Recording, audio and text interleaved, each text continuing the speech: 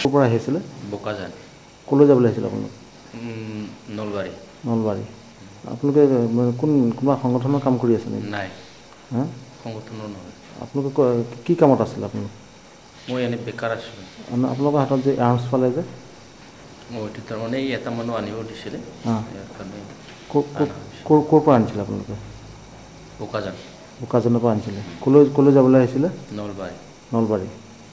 বোকাজানৰ কোনে দিছিলে? নাগা মানুহ। নাগা মানুহ। নাগা মানুহে দিছিলে? নাজানো।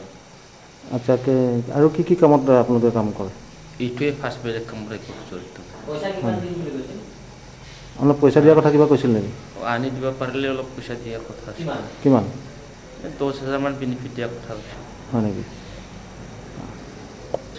আপোনাৰ তাতে আছিলে ন? আৰু লগত আপোনাৰ আৰু কোন আছে?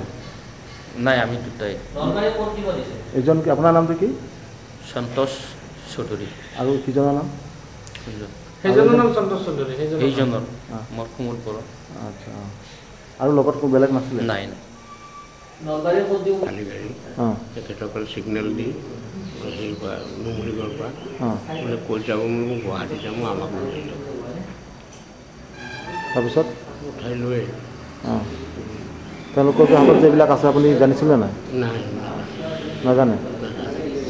আপুনি গুৱাহাটীলৈ কিয় আহিছিলে? মালিকক নিবলৈ আহিছিলে?